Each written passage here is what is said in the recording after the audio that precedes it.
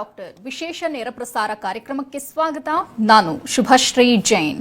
ಒತ್ತಡದ ಜೀವನ, ಬದಲಾಗ್ತಿರೋ ಜೀವನ ಶೈಲಿ, ಜನರಿಗೆ ನೂರಾರು ಆರೋಗ್ಯ ಸಮಸ್ಯೆ, ಯಾವ ಸಮಸ್ಯೆಗೆ ಯಾವ ಚಿಕಿತ್ಸೆ ಅನ್ನೋದೇ ದೊಡ್ಡ ಚಿಂತೆ. ಇಂತಹ ಸಮಸ್ಯೆ ಇರೋರಿಗೆ ಒಂದೇ ವೇದಿಕೆಯಲ್ಲಿ ಸಿಗುತ್ತೆ ಉತ್ತರ. ಇದೇ ಟಿವಿ9ನ ವಿಶೇಷ ಕಾರ್ಯಕ್ರಮ ನಿಮ್ಮ ಡಾಕ್ಟರ್.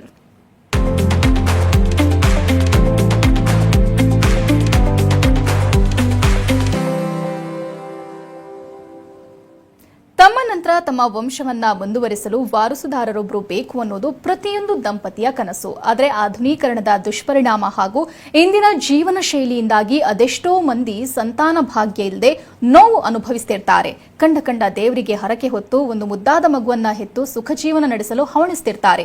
ಪ್ರಸ್ತುತ ವೈದ್ಯಕೀಯ ಜಗತ್ತಿನಲ್ಲಿ ಇಂತಹ ಸಮಸ್ಯೆಗಳಿಗೆ ಸೂಕ್ತ ಪರಿಹಾರಗಳಿದ್ರೂ ಇದಕ್ಕೆ ಸಂಬಂಧಿಸಿದ ಮಾಹಿತಿ ವಿಚಾರಗಳ ಕೊರತೆ ಇದೆ. ಬಂಜೆತನದಿಂದ ಕೀಳರಿಮೆಗೆ ಒಳಗಾಗಿ ಖಿನ್ನರಾಗ್ತಿದ್ದಾರೆ. ಆದರೆ ಐವಿಎಫ್ ಮೂಲಕ ಮಕ್ಕಳನ್ನ ಪಡಿಬಹುದು. ಕೆಲವೊಮ್ಮೆ ಐವಿಎಫ್ ಕೂಡ ಫೇಲ್ ಆಗುತ್ತೆ. ಆಗ ಮುಂದೇನು ಮಾಡೋದು? ಯಾವ ಚಿಕಿತ್ಸೆ ಪಡೆದುಕೊಳ್ಳೋದು? ನಮಸ್ಕಾರ. ಈ ಬಗ್ಗೆ ಹೆಚ್ಚಿನ ಮಾಹಿತಿ ನೀಡಲಿದ್ದಾರೆ ಮಿಲನ್ ದ ಫರ್ಟಿಲಿಟಿ ಸ್ಪೆಷಲಿಸ್ಟ್ನ ವೈದ್ಯರಾದ ಸುಚೀಂದ್ರ. ಡಾಕ್ಟರ್, ಕಾರ್ಯಕ್ರಮಕ್ಕೆ ಸ್ವಾಗತ. ನಮಸ್ಕಾರ. ಇನ್ನು ವೀಕ್ಷಕರೇ, ಟಿವಿ ಸ್ಕ್ರೀನ್ನಲ್ಲಿರುವಂತಹ ಸಂಖ್ಯೆಗೆ ಕರೆ ಮಾಡೋ ಮೂಲಕ ತಾವು ಡಾಕ್ಟರ್ ಜೊತೆ ನೇರವಾಗಿ ಮಾತನಾಡಬಹುದು. ಡಾಕ್ಟರ್, ಫಸ್ಟ್ ಆಫ್ ಆಲ್, ಸಾಕಷ್ಟು ಇತ್ತೀಚಿನ ದಿನಗಳಲ್ಲಿ ತುಂಬಾ ಜನರಲ್ಲಿ ಈ ಬಂಜೆತನದ ಸಮಸ್ಯೆ ಕಂಡು ಬರ್ತಾ ಇದೆ. ಸೊ ಅವರಿಗೆ ಡಾಕ್ಟರ್ ಸಜೆಸ್ಟ್ ಮಾಡುವಂಥದ್ದು IVF ಚಿಕಿತ್ಸೆ ಅಂತ. ಬಟ್ IVF ಚಿಕಿತ್ಸೆ ಕೂಡ ಕೆಲವೊಂದ್ಸಲ ಫೇಲ್ ಆಗುತ್ತೆ. IVF ಚಿಕಿತ್ಸೆ ಫೇಲ್ ಆದರೆ ಮುಂದೇನು, ನೆಕ್ಸ್ಟ್ ಏನು? ಈಗ ಒಂದ್ಸಲ IVF ಫೇಲಿಯರ್ ಆಗಿದ್ರೆ ಕಪಲ್ಸ್ ಎಮೋಷ್ನಲಿ ಅಪ್ಸೆಟ್ ಆಗಿಬಿಡ್ತಾರೆ. Don't lose hope. ನಿಮ್ಮ ಫರ್ಟಿಲಿಟಿ ಸ್ಪೆಷಲಿಸ್ಟ್ನ ಕನ್ಸಲ್ಟ್ ಮಾಡಿದ್ರೆ ಅವ್ರು ನಿಮ್ಮದು ಪೂರ್ತಿ ಪ್ರೀವಿಯಸ್ IVF ಟ್ರೀಟ್ಮೆಂಟ್ ರೆಕಾರ್ಡ್ಸ್ ನೋಡಿಬಿಟ್ಟು ನೀವು ಅನಲೈಸ್ ಮಾಡ್ತಾರೆ. ಯಾವುದು ಟ್ರೀಟ್ಮೆಂಟ್ ಕೊಟ್ಟಿದ್ದಾರೆ, ಇಂಜೆಕ್ಷನ್ಸ್ ಕೊಟ್ಟಿದ್ದಾರೆ, ಪ್ರೋಟೋಕಾಲ್ಸ್, ಎಷ್ಟು ಡೋಸೇಜ್ ಕೊಟ್ಟಿದ್ದಾರೆ, ನಿಮ್ಮದು ಓವೇರಿಯನ್ ರೆಸ್ಪಾನ್ಸ್ ಹೇಗಿತ್ತು, ಅದರಲ್ಲಿ OPU ಟೈಮಲ್ಲಿ ಎಗ್ಸ್ ನಂಬರ್ ಎಷ್ಟು ಬಂದಿದೆ, ಕ್ವಾಲಿಟಿ ಚೆನ್ನಾಗಿತ್ತಾ, ಸ್ಪರ್ಮ್ ಕ್ವಾಲಿಟಿ ಚೆನ್ನಾಗಿತ್ತಾ, ಭ್ರೂಣ ಆದಮೇಲೆ ಕ್ವಾಲಿಟಿ ಚೆನ್ನಾಗಿತ್ತಾ, ಯಾವುದು ಎಂಬ್ರಿಯೋಸ್ ಟ್ರಾನ್ಸ್ಫರ್ ಮಾಡಿದ್ದಾರೆ, Day 3 ಮಾಡಿದಾರಾ, Day 5 ಮಾಡಿದಾರಾ, ಬ್ಲಾಸ್ಟೋಸಿಸ್ಟ್ ಅಂತೀವಿ, ಅಥವಾ fresh transfer or frozen embryo transfer ಮಾಡಿದಾರ ನೋಡಿಬಿಟ್ಟು ನಿಮ್ಗೆ ಸಜೆಷನ್ಸ್ ಕೊಡ್ತಾರೆ. ಏನಾದರೂ ಇಂಟರ್ವೆನ್ಷನ್ಸ್ ಮಾಡಬೇಕಾ ಅಥವಾ ಟ್ರೀಟ್ಮೆಂಟ್ ಏನಾದರೂ ಅಡಿಷ್ನಲ್ ಟೆಸ್ಟ್ ಏನಾದರೂ ಮಾಡಬೇಕಾ ಅಂತ ನಿಮ್ಗೆ ಸಜೆಷನ್ ಕೊಟ್ಟಿದ ಮೇಲೆ ನೀವು ಸೆಕೆಂಡ್ ಸೈಕಲ್ಗೆ ಹೋಗಿದ್ರೆ ನಿಮ್ಮ ಸಕ್ಸಸ್ ಚೆನ್ನಾಗಿರುತ್ತೆ. ಓಕೆ ಡಾಕ್ಟರ್, ಇನ್ನು ಫಸ್ಟ್ ಆಫ್ ಆಲ್ ಈ IVF ಫೇಲ್ಯೂರ್ಗೆ ಕಾಸಸ್ ಏನು, ರೀಸನ್ ಏನು? ಈಗ IVF ಫೇಲಿಯರ್ಗೆ ಕಾರಣಗಳು ನೋಡಿದ್ರೆ ಎಗ್ ಕ್ವಾಲಿಟಿ ಕಡಿಮೆ ಇರ್ಬೋದು, ಅಥವಾ sperm quality or embryo quality ಕಡಿಮೆ ಇದ್ದರೆ IVF ಫೇಲಿಯರ್ ಆಗುತ್ತೆ. ಎಗ್ ಕ್ವಾಲಿಟಿ ಅಂದರೆ ಈಗ ಹೆಣ್ಮಕ್ಳಿಗೆ ವಯಸ್ಸು 38 ಮೇಲೆ ಇದ್ದರೆ ಎಗ್ ಕ್ವಾಂಟಿಟಿನೂ ಕಡಿಮೆ ಆಗುತ್ತೆ, ಕ್ವಾಲಿಟಿನೂ ಕಡಿಮೆ ಆಗುತ್ತೆ. ಅದರಿಂದ ನಮ್ಮದು IVF ಫೇಲಿಯರ್ ಆಗ್ಬೋದು. ಸ್ಪರ್ಮ್ ಕ್ವಾಲಿಟಿ, ಈಗ ಗಂಡಸರಿಗೂ ಸಿವಿಯರ್ ಸೆಮೆನ್ ಅಬ್ನಾರ್ಮಲಿಟೀಸ್ ಅಂತೀವಿ, ಕೌಂಟ್, ಮೊಟಿಲಿಟಿ ಅಥವಾ ಶೇಪ್ಸ್ ಏನಾದ್ರು ಸಿವಿಯರ್ ಪ್ರಾಬ್ಲಮ್ ಇದ್ರೂ ಎಂಬ್ರಿಯೋ ಫಾರ್ಮ್ ಆಗೋ ಟೈಮಲ್ಲಿ ಕ್ವಾಲಿಟಿ ಕಡಿಮೆ ಆಗುತ್ತೆ, ನಿಮ್ಮದು ಸಕ್ಸಸ್ ರೇಟ್ ಕಡಿಮೆ ಆಗುತ್ತೆ. ಅಥವಾ ಯುಟ್ರಿನ್ ಅಬ್ನಾರ್ಮಲಿಟೀಸ್ ಅಂತೀವಿ, ಈಗ ಯೂಟ್ರಸ್ ಗರ್ಭಕೋಶದಲ್ಲಿ ಪಾಲಿಪ್ಸ್ ಇದ್ದರೆ, ಫೈಬ್ರಾಯ್ಡ್ ಗೆಡ್ಡೆಗಳಿದ್ದರೆ, ಅಡಿನೋಮಯೋಸಿಸ್ ಪ್ರಾಬ್ಲಮ್ ಇದ್ರೂ ಫೇಲಿಯರ್ ಆಗ್ಬೋದು. ಕೆಲವೊಂದು ಪೇಷಂಟ್ಸ್ಗೆ ಇಮ್ಯೂನ್ ಪ್ರಾಬ್ಲಮ್ಸ್ ಇರುತ್ತೆ. ನಾವು ಒಳ್ಳೆ ಎಂಬ್ರಿಯೋಸ್ ಆಗಿದ್ರೂ ಇಮ್ಯೂನ್ ಸಿಸ್ಟಮ್ ರಿಜೆಕ್ಟ್ ಮಾಡಿಬಿಟ್ರೆ ಫೇಲಿಯರ್ ಆಗುತ್ತೆ. ವೆಯ್ಟ್ ಲಾಸ್, ಈಗ ಒಬಿಸಿಟಿ, ವೆಯ್ಟ್ ಜಾಸ್ತಿ, ತೂಕ ಜಾಸ್ತಿ ಇರೋವರೆಗೆ ನಾವು ವೆಯ್ಟ್ ಲಾಸ್ ಅಡ್ವೈಸ್ ಮಾಡಿದ್ವಿ. ಏಕೆಂದರೆ ಒಬೀಸ್ ವೆಯ್ಟ್ ಜಾಸ್ತಿ ಇದ್ರೂ ನಿಮ್ಮದು IVF ಫೇಲಿಯರ್ ಆಗ್ಬೋದು. ಓಕೆ ಡಾಕ್ಟರ್, ಇವಾಗ IVF ಟ್ರೀಟ್ಮೆಂಟ್ ತಗೋತಾ ಇರ್ತಾರೆ, ಅದು ಫೇಲ್ಯೂರ್ ಆಗುತ್ತೆ. ಫೇಲ್ಯೂರ್ ಆದ ನಂತರದಲ್ಲಿ ಮುಂದಿನ ಚಿಕಿತ್ಸೆ ಅನ್ನುವಂಥದ್ದು ಯಾವಾಗ ಶುರು ಮಾಡ್ತೀರಾ ನೀವು? ಈಗ IVF ಫೇಲಿಯರ್ ಆದಮೇಲೆ ಈಗ ಎಂಬ್ರಿಯೋ ಟ್ರಾನ್ಸ್ಫರ್ ಆಗಿ ನಾವು Beta-HCG ಟೆಸ್ಟ್ ಮಾಡ್ತೀವಿ. ಅದರಲ್ಲಿ ನೆಗೆಟಿವ್ ಅಂತ ಬಂದರೆ 1 ವಾರ ಒಳಗಡೆ ನಿಮ್ಗೆ ಪೀರಿಯಡ್ಸ್ ಬಂದುಬಿಡುತ್ತೆ. ನೆಕ್ಸ್ಟ್ ನಿಮ್ಮ ಡಾಕ್ಟರ್ ಕನ್ಸಲ್ಟ್ ಮಾಡಿದ್ರೆ ಜನರಲ್ ಆಗಿ ಡಾಕ್ಟರ್ ನೀವು 4 to 6 weeks ಬ್ರೇಕ್ ತಗೋಬೇಕಂತಾರೆ. ಯಾಕೆಂದರೆ ಈಗ ನಾವು ಓವೇರಿಯನ್ ಸ್ಟಿಮ್ಯುಲೇಷನ್ಗೆ ಇಂಜೆಕ್ಷನ್ಸ್ ಕೊಡ್ತೀವಿ, ಅದನ್ನ ಎಫೆಕ್ಟ್ ಇರುತ್ತೆ, 4 weeks ಇರುತ್ತೆ. ಆಮೇಲೆ ಕೆಲವೊಂದು ಪೇಷಂಟ್ಸ್ಗೆ ಎಗ್ ಕ್ವಾಲಿಟಿ ಇಲ್ಲಾಂದರೆ ಸ್ಪರ್ಮ್ ಕ್ವಾಲಿಟಿ ಇಂಪ್ರೂವ್ ಮಾಡೋಕ್ಕೆ ಮೆಡಿಸಿನ್ಸ್ ಕೊಡ್ತೀವಿ. 2 to 3 months ತಗೊಂಡು ನಿಮ್ಮದು ಕ್ವಾಲಿಟಿ ಇಂಪ್ರೂವ್ ಮಾಡಿಕೊಂಡು ನೆಕ್ಸ್ಟ್ ಸೈಕಲ್ ಹೋದರೆ ಸಕ್ಸಸ್ ಚೆನ್ನಾಗಿರುತ್ತೆ. ಸೇಮ್ ಟೈಮ್ ಈಗ ಫಿಸಿಕಲಿ, ಎಮೋಷ್ನಲಿ, ಮೆಂಟಲಿನೂ ಅವರು ಸ್ಟ್ರಾಂಗ್ ಇರಬೇಕು. ಆವಾಗಲೇ ನಮ್ಮ ನೆಕ್ಸ್ಟ್ ಸೈಕಲ್ ಹೋಗಿದ್ರೆ ನಮ್ಮ ಸಕ್ಸಸ್ ಚೆನ್ನಾಗಿರುತ್ತೆ. Sometime changes in the interventions ನಾವು ಹೇಳ್ತೀವಿ, ಏನಾದರೂ ಹಿಸ್ಟೋಸ್ಕೋಪಿ, ಲ್ಯಾಪ್ರೋಸ್ಕೋಪಿ ಮಾಡಬೇಕಂತ ಇದರ ಮಾಡಿಕೊಂಡು ನೆಕ್ಸ್ಟ್ ಸೈಕಲ್ ಹೋದರೆ ಸಕ್ಸಸ್ ಬೆಟರ್ ಇರುತ್ತೆ.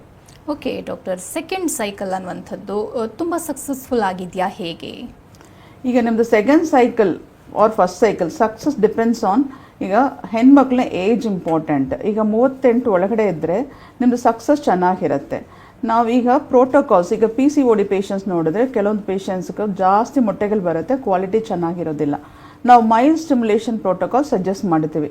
ಇದರಲ್ಲಿ ಇಂಜೆಕ್ಷನ್ಸ್ ಕಡಿಮೆ ಕೊಡ್ತೀವಿ, ಮುಟ್ಟೆ ಹಲ್ಲೂ ಕಡಿಮೆನೇ ಬರುತ್ತೆ, ಇದ್ರೂ ಎಂಬ್ರಿಯೋ ಕ್ವಾಲಿಟಿ ಚೆನ್ನಾಗಿರುತ್ತೆ. ಸೊ ಸಕ್ಸಸ್ ರೇಟ್ ಬೆಟರ್ ಇರುತ್ತೆ. ಕೆಲವೊಂದು ಪೇಷಂಟ್ಸಿಗೆ semen abnormality, severe sperm problem ಇರೋವರೆಗೆ ನಾವು ಸ್ಪರ್ಮ್ ಸೆಲೆಕ್ಷನ್ ಟೆಕ್ನಿಕ್ಸ್ ಯೂಸ್ ಮಾಡಿ ಸ್ಪರ್ಮ್ ಸೆಲೆಕ್ಷನ್ ಮಾಡ್ತೀವಿ. ಎಂಬ್ರೋ ಸೆಲೆಕ್ಷನ್ ಮಾಡಿನ ಹಾಕುವಾಗ ನಿಮ್ಮದು ಸಕ್ಸಸ್ ರೇಟ್ ಬೆಟರ್ ಇರುತ್ತೆ compared to the first cycle. Okay doctor, egg quality ಹೆಂಗಿರಬೇಕು?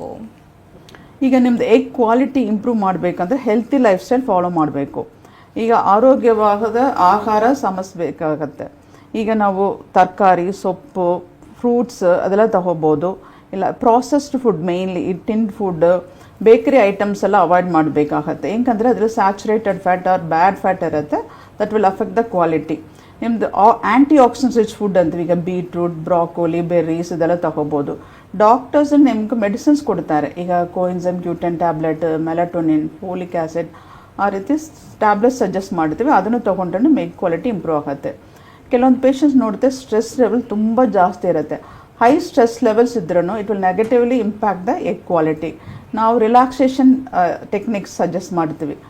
Yoga, meditation ಅಥವಾ ಎಕ್ಸಸೈಸ್ ಮಾಡಿದ್ರೆ ನಿಮ್ಮದು ಸ್ಟ್ರೆಸ್ ಲೆವೆಲ್ ಕಡಿಮೆ ಆಗುತ್ತೆ, ಎಗ್ ಕ್ವಾಲಿಟಿ ಇಂಪ್ರೂವ್ ಆಗುತ್ತೆ.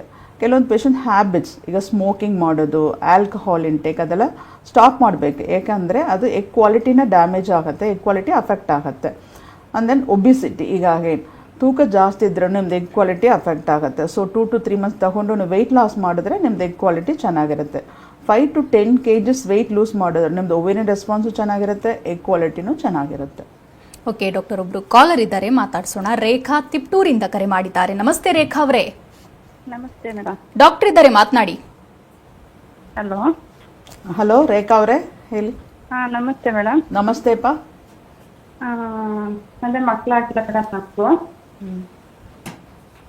ಅದು ಮೊಟ್ಟೆ ಬಿಡುಗಡೆ ಆಗೋದು ಕ್ವಾಲಿಟಿ ಬಿಡುಗಡೆ ಆಗ್ತಿಲ್ಲ ನನಗೆ.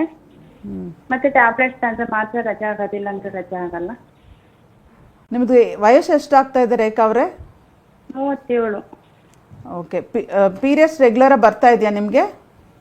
ಇಲ್ಲ ಮೇಡಮ್, ಅದು ಟ್ಯಾಬ್ಲೆಟ್ಸ್ ಅಂದ್ರೆ ಮಾತ್ರ, ಇಲ್ಲ ಅಂದ್ರೆ ಇಲ್ಲ. ನಾವು ಈಗ ನೀವು ನೋಡಬೇಕಾಗತ್ತೆ, ನಿಮ್ಮದು ಮೊಟ್ಟೆ ಕ್ವಾಲಿಟಿ ಕಡಿಮೆ ಇದ್ರೆ ಅಂದರೆ AMH ಅಂತ ಒಂದು ಟೆಸ್ಟ್ ಇದೆ, ಅಥವಾ AFC ನಾವು ಸ್ಕ್ಯಾನ್ ನೋಡಿರ್ತೀವಿ. ನಿಮಗೆ ಮುಟ್ಟಾಗಿ 2ನೇ ದಿವಸ ಬರಬೇಕು. ಮುಟ್ಟ ಆಗಿಲ್ಲ ಅಂದ್ರೂ ನೀವು ಬಂದರೆ ನಾವು ಸ್ಕ್ಯಾನ್ ಮಾಡಿಬಿಟ್ಟು ನಿಮ್ಗೆ ಹೇಳ್ತೀವಿ ಮುಟ್ಟೆಗಳು ಇದೆಯಾ ಇಲ್ವಾ ಅಂತ. ಮತ್ತು ಹಾರ್ಮೋನ್ ಟೆಸ್ಟ್ಲ ಇದೆ, FSH, LH ಹಾರ್ಮೋನ್ ನಾವು ಮಾಡ್ತೀವಿ. ಎಲ್ಲ ನೋಡಿಬಿಟ್ಟು AMH ನೋಡಿಬಿಟ್ಟು ನಿಮ್ಗೆ ಹೇಳ್ತೀವಿ ನಿಮ್ಗೆ ಮೊಟ್ಟೆಗಳು ಇದೆಯಾ ಇಲ್ವಾ, ಪೀರಿಯಡ್ಸ್ ಬರುತ್ತಾ ಇಲ್ವಾ ಅಂತ ಹೇಳ್ತೀವಿ. ಥ್ಯಾಂಕ್ ಯು ಕರೆ ಮಾಡಿದ್ದಕ್ಕಾಗಿ. ಡಾಕ್ಟರ್, ಇನ್ನು ಸ್ಪರ್ಮ್ ಸೆಲೆಕ್ಷನ್ ಟೆಕ್ನಿಕ್ ಇದೆಯಲ್ವಾ, ಅದು IVF ಸಕ್ಸಸ್ಗೆ ಕಾರಣ ಆಗುತ್ತಾ, ಹೇಗೆ? ಹೌದು. ಈಗ ನಾವು ಒಂದ್ಸಲ ಫೇಲಿಯರ್ ಆಗದೆ, ಗಂಡಸರದನ್ನ ಫೇಲಿಯರ್ ಆಗಿದ್ರೆ ನಾವು ಸ್ಪರ್ಮ್ ಸೆಲೆಕ್ಷನ್ ಟೆಕ್ನಿಕ್ಸ್ ಯೂಸ್ ಮಾಡ್ಬೋದು. ಈಗ ಸಿವಿಯರ್ ಸ್ಪರ್ಮ್ ಅಬ್ನಾರ್ಮಲಿಟೀಸ್, ಸಿಮೆನ್ ಅಬ್ನಾರ್ಮಲಿಟೀಸ್ ಅಂತೀವಿ. ಈಗ ಕೌಂಟ್, ಮೋಟಿಲಿಟಿ, ಮಾರ್ಫಾಲಜಿ ಪ್ರಾಬ್ಲಮ್ ಇದ್ದರೆ ನಾವು ವೀರ್ಯಾನಲ್ಲಿ ಸ್ಪೆಷಲ್ ಟೆಸ್ಟ್ ಮಾಡ್ತೀವಿ, DFI ಟೆಸ್ಟಿಂಗ್ ಅಂತ. ಅದರಲ್ಲಿ ನಾರ್ಮಲ್ ಇದೆಯಾ ಅಬ್ನಾರ್ಮಲ್ ಇದೆಯಾ ನೋಡ್ತೀವಿ. ಈಗ ಹೈ DFI ಇದ್ದರೆ ನಾವು ಸ್ಪರ್ಮ್ ಸೆಲೆಕ್ಷನ್ ಟೆಕ್ನಿಕ್ಸ್, ಮೈಕ್ರೋಫ್ಲೂಡಿಕ್ಸ್ ಟೆಕ್ನಿಕ್ಸ್ ಅಂತಿದೆ. ಅದರಲ್ಲಿ ನಾವು ಈಗ ಸ್ಪರ್ಮ್ ಮತ್ತು ನಾರ್ಮಲ್ DNA ಸಪ್ರೇಟ್ ಬರುತ್ತೆ, ಹೈ DFI ಇರೋ DNA ಸ್ಪರ್ಮ್ ಸಪ್ರೇಟ್ ಬರುತ್ತೆ. ನಾವು ನಾರ್ಮಲ್ DNA ಸ್ಪರ್ಮ್ ತೊಗೊಂಡು ICSI ಟ್ರೀಟ್ಮೆಂಟ್ ಕೊಟ್ಟರೆ ಒಳ್ಳೆ ಎಂಬ್ರಿಯೋಸ್ ಬರುತ್ತೆ, ಸಕ್ಸಸ್ ರೇಟ್ ಜಾಸ್ತಿ ಇರುತ್ತೆ. ಮ್ಯಾಕ್ಸ್ ಟೆಕ್ನಿಕ್ ಯೂಸ್ ಮಾಡಿನೂ ನಾವು ಸ್ಪರ್ಮ್ನ ಸೆಲೆಕ್ಟ್ ಮಾಡ್ಬೋದು. ಕೆಲವೊಂದು ಪೇಷಂಟ್ಸ್ ಸಿವಿಯರ್ ಮಾರ್ಫಾಲಜಿಕಲ್ ಅಬ್ನಾರ್ಮಲಿಟೀಸ್ ಅಂತ, ಶೇಪ್ ತುಂಬ ಪ್ರಾಬ್ಲಮ್ ಇರುತ್ತೆ, 1% ನಾರ್ಮಲ್ ಇರುತ್ತೆ, ಮಿಡ್ ಪೀಸ್ ಪ್ರಾಬ್ಲಮ್ ಇರುತ್ತೆ, ಹೆಡ್, ನೆಕ್ ಆ ಥರ ಎಲ್ಲ ಟೈಲ್ ಅಬ್ನಾರ್ಮಲಿಟೀಸ್ನ ಇರುತ್ತೆ. ನಾವು IMSI ಅಂದು ಒಂದು ಟೆಕ್ನಿಕ್ ಇದೆ, ಅದರಲ್ಲಿ ಹೈ ಮ್ಯಾಗ್ನಿಫಿಕೇಷನ್ ಮೈಕ್ರೋಸ್ಕೋಪ್ ಯೂಸ್ ಮಾಡಿ ನಾವು ಸ್ಪರ್ಮ್ನ ಸೆಲೆಕ್ಟ್ ಮಾಡ್ತೀವಿ. ಸೆಲೆಕ್ಟ್ ಮಾಡಿ IVF ಮಾಡುವಾಗ ನಿಮ್ಮದು ಸಕ್ಸಸ್ ರೇಟ್ ಚೆನ್ನಾಗಿರುತ್ತೆ, ಒಳ್ಳೆ ಎಂಬ್ರಿಯೋಸ್ ಫಾರ್ಮ್ ಆಗುತ್ತೆ. ಪಿಕ್ಸಿ ಅಂತ ಒಂದು ಟೆಕ್ನಿಕ್, ಇದರಲ್ಲಿ ಹೈಲುರಾನಿಕ್ ಆ್ಯಸಿಡ್ ಬೈಂಡಿಂಗ್ ಮೆಥಡಲ್ಲಿ ನಾವು ಸ್ಪರ್ಮ್ನ ಸೆಲೆಕ್ಟ್ ಮಾಡಿ ICSI ಮಾಡಿದ್ರೆ ನಿಮ್ಮದು ಕ್ವಾಲಿಟಿ ಚೆನ್ನಾಗಿರುತ್ತೆ, ಸಕ್ಸಸ್ನೂ ಚೆನ್ನಾಗಿರುತ್ತೆ. ಸಮ್ಟೈಮ್ಸ್ ಸಿವಿಯಸ್ ಅಸ್ಟಿನೋಸ್ಪರ್ಮಿಯಾ ಅಂದರೆ ಮೂವ್ಮೆಂಟ್ ತುಂಬ ಕಡಿಮೆ ಇದ್ರೂ ಅವರಿಗೆ ನಾವು ಲೇಸರ್ ಅಸಿಸ್ಟೆಡ್ ಟೆಕ್ನಿಕ್ ಯೂಸ್ ಮಾಡಿ ನಾವು ಸ್ಪರ್ಮ್ ಸೆಲೆಕ್ಟ್ ಮಾಡಿ ICSI ಮಾಡಿದ್ರೆ ನಿಮ್ಮದು ಸ್ಪರ್ಮ್ಸ್ ಸಕ್ಸಸ್ ರೇಟ್ ಚೆನ್ನಾಗಿರುತ್ತೆ.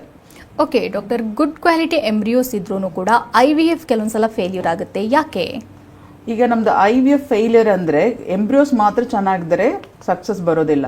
ಎಂಬ್ರಿಯೋ ಆದಮೇಲೆ ಅಂಟ್ಕೋಬೇಕಂದ್ರೆ ಯೂಟ್ರಸ್ ಚೆನ್ನಾಗಿರಬೇಕು, ನಾವು ಎಂಡೋಮೆಟಲ್ ರೆಸೆಪ್ಟಿವಿಟಿ ಅಂತೀವಿ. ಅಂದರೆ ಈಗ ಲೈನಿಂಗ್ ಚೆನ್ನಾಗಿರಬೇಕು, ಮಿನಿಮಮ್ 7 mm ಥಿಕ್ನೆಸ್ ಇರಬೇಕು, ಬ್ಲಡ್ ಫ್ಲೋ ಚೆನ್ನಾಗಿರಬೇಕು, ಪ್ಯಾಟರ್ನ್ ಅಸೆಸ್ ಮಾಡ್ತೀವಿ ನಾವು, 999 ಪ್ಯಾಟರ್ನ್ ಅಂತೀವಿ. ಇದರೆಲ್ಲ ಚೆನ್ನಾಗಿದ್ದರೆ ನಿಮ್ಮದು ಇಂಪ್ಲಾಂಟೇಷನ್ ಆಗುತ್ತೆ. ಅಥವಾ ಈಗ ಯುಟ್ರೈನ್ ಅಬ್ನಾರ್ಮಲಿಟೀಸ್ ಅಂತೀವಿ, ಏನಾದರೂ ಪಾಲಿಪ್ಸ್ ಇದ್ದರೆ, ಫೈಬ್ರಾಯ್ಡ್ ಗೆಡ್ಡೆಗಳಿದ್ದರೆ, ಅಡಿನೋಮಯೋಸಿಸ್ ಇದ್ದರೆ ಕೂಡ ನಿಮ್ಮದು ಒಳ್ಳೆ ಎಂಬ್ರಿಯೋಸ್ ಆಗ್ತಾರೆ ಫೇಲಿಯರ್ ಆಗುತ್ತೆ. ಸಮ್ಟೈಮ್ಸ್ ಇನ್ಫೆಕ್ಷನ್ ಎಂಡೋಮೆಟ್ರೈಟಿಸ್ ಅಂತೀವಿ, ಅದಿದ್ರೂ ಫೇಲಿಯರ್ ಆಗುತ್ತೆ. ಹಾರ್ಮೋನಲ್ ಇಂಬ್ಯಾಲೆನ್ಸ್ ಇದ್ರೂ ಫೇಲಿಯರ್ ಆಗುತ್ತೆ.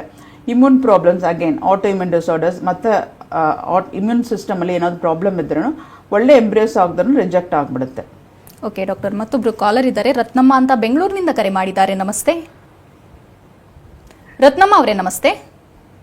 ನಮಸ್ತೆ ಮೇಡಮ್. ಪ್ರಶ್ನೆ ಕೇಳಿ, ಡಾಕ್ಟರ್ ಇದ್ದಾರೆ. ಮೇಡಮ್ ನಮಸ್ತೆ. ನಮಸ್ತೆ ರತ್ನಮ್ಮ ಅವರೇ. ಮೇಡಮ್, ನಮ್ಮ ಸೊಸೆಗೆ ಮದ್ವೆ, ಇವಾಗ ನಮ್ಮ ಮಗನ ಮದ್ವೆ ಆಗಿ 5 ತಿಂಗಳಾಗಿದೆ. ಸೆಪ್ಟೆಂಬರ್ ತಿಂಗಳಲ್ಲಿ ಆಗಿರೋದು. ಓಕೆ. ಸೆಪ್ಟೆಂಬರ್ ತಿಂಗಳಲ್ಲಾಗಿದೆ. ಅವರು 1 ತಿಂಗಳು ಕರೆಕ್ಟ್ ಆಗಿ ಡೇಟ್ ಆದ್ರು, ಮತ್ತೆ 2 ತಿಂಗಳು ಆಗ್ಲಿಲ್ಲ. ಅವ್ರು 2 ತಿಂಗಳು ಆಗಿರ್ಲಿಲ್ಲ.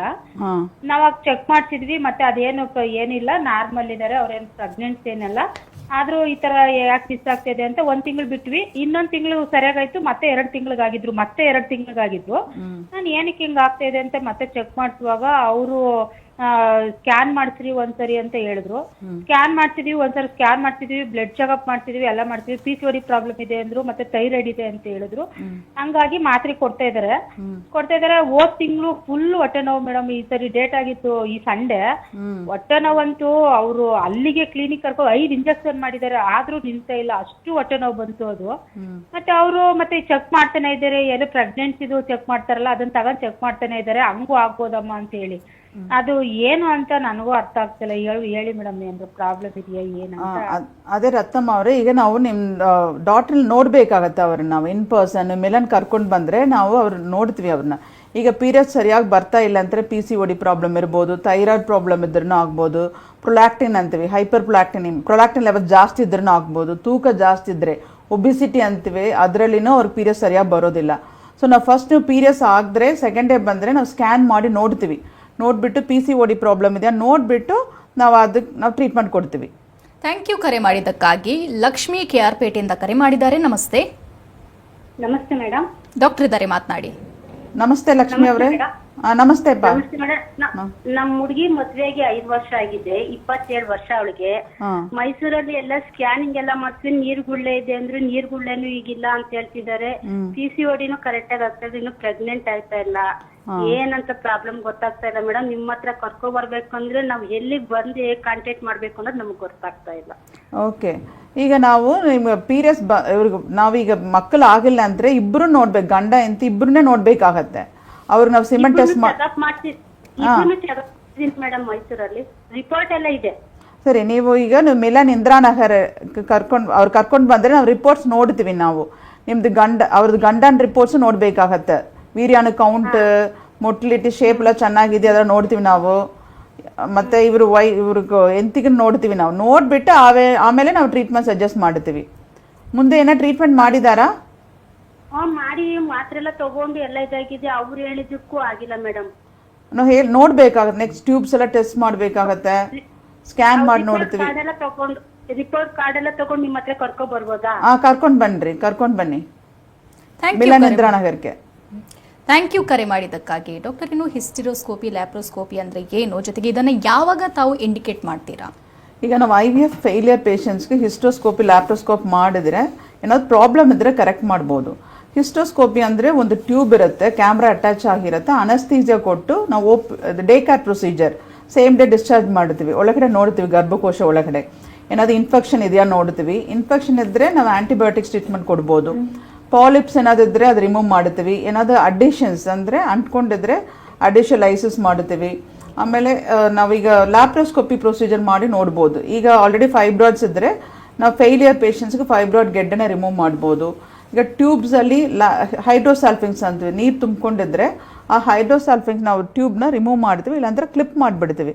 ಯಾಕೆ ಅಂದರೆ ಫ್ಲೂಯಿಡ್ ಏನಾಗುತ್ತೆ, ಅದು ಲೀಕ್ ಆಗಿ ನೀವು ಒಳ್ಳೆ ಭ್ರೂಣ ಆಗ್ತಾರನೂ ಅಂಟ್ಕೊಳ್ಳೋದಿಲ್ಲ. ಕೆಲವೊಂದು ಪೇಷಂಟ್ಸ್ಗೆ ಚಾಕ್ಲೇಟ್ ಸಿಸ್ಟ್ ಅಂತೀವಿ, ರಕ್ತ ಗೆಡ್ಡೆಗಳಿರುತ್ತೆ ಅಂಡಾಶಯಲ್ಲಿ. ಲ್ಯಾಪ್ರೋಸ್ಕೋಪ್ ಮಾಡಿ ಅದು ರಿಮೂವ್ ಮಾಡಿಕೊಂಡು ಸೆಕೆಂಡ್ ಸೈಕಲ್ ಮಾಡಿದ್ರೆ ನಿಮ್ದು ಎಗ್ ಕ್ವಾಲಿಟಿ ಚೆನ್ನಾಗಿರುತ್ತೆ, ಭ್ರೂಣ ಕ್ವಾಲಿಟಿನೂ ಚೆನ್ನಾಗಿ ಬರುತ್ತೆ. Okay doctor, pre implantation genetic test ಅನ್ನುವಂಥದ್ದು ಯಾವಾಗ ಮಾಡುವಂಥದ್ದು?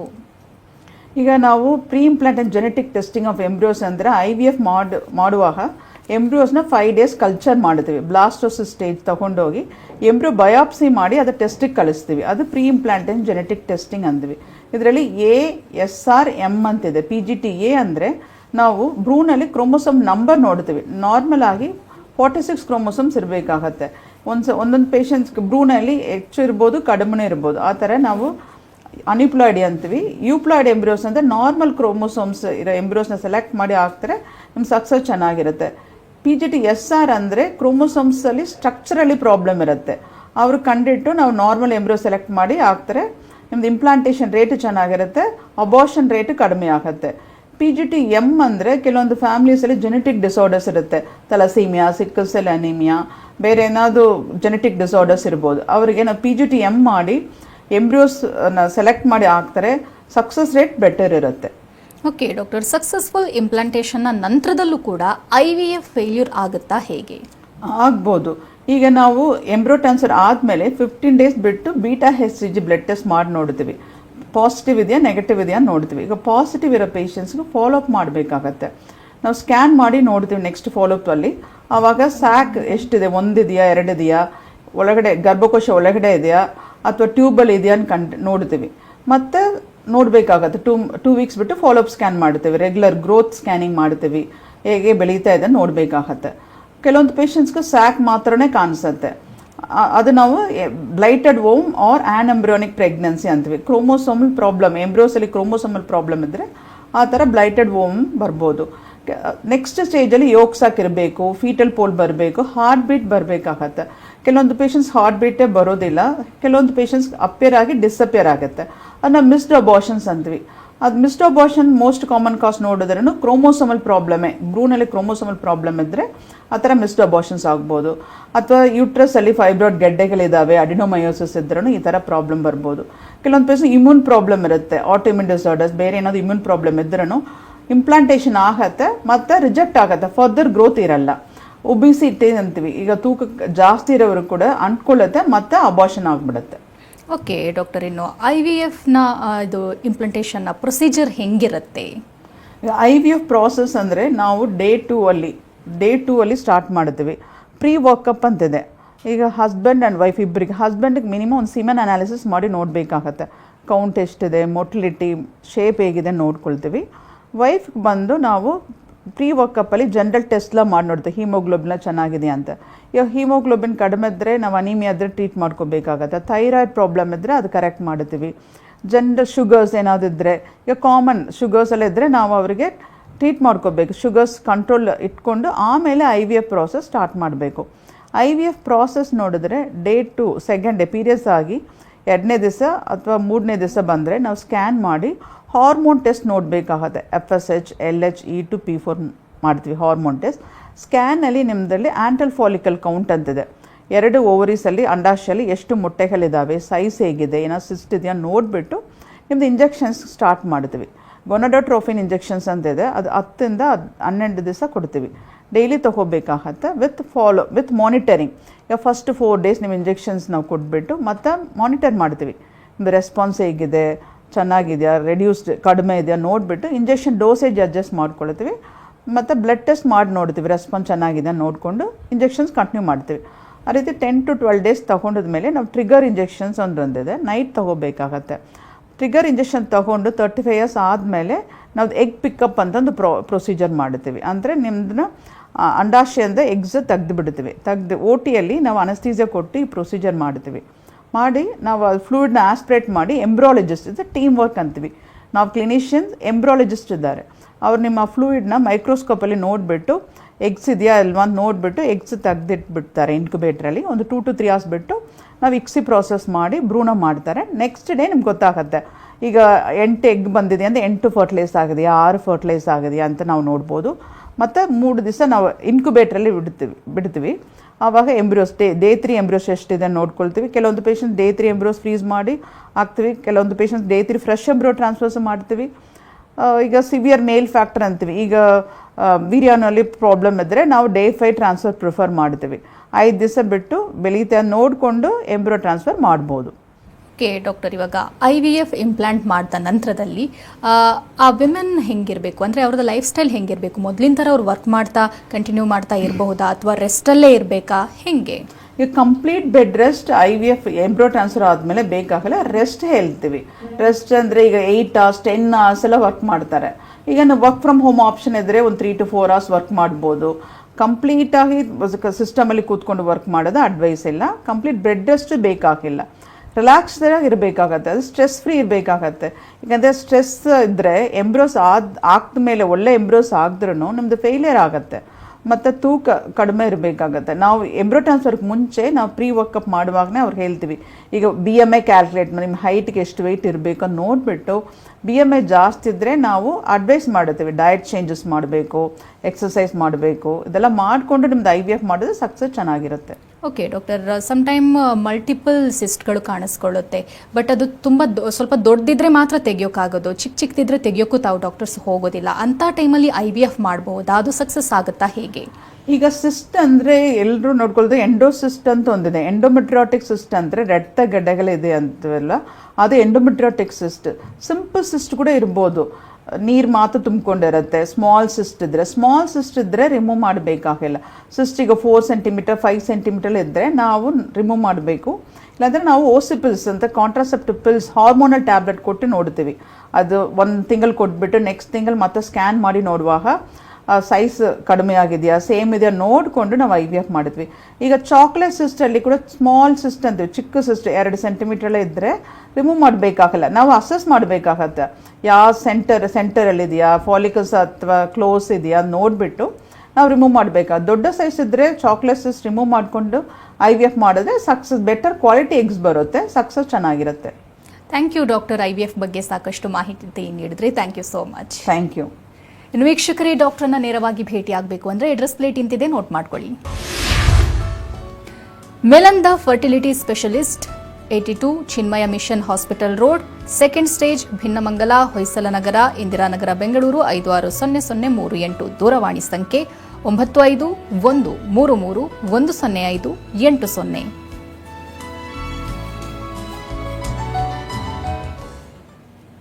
ಇದು ಇವತ್ತಿನ ನಿಮ್ಮ ಡಾಕ್ಟರ್. ನಿರಂತರ ಸುದ್ದಿಗಾಗಿ ನೋಡ್ತಾ ಇರಿ TV9.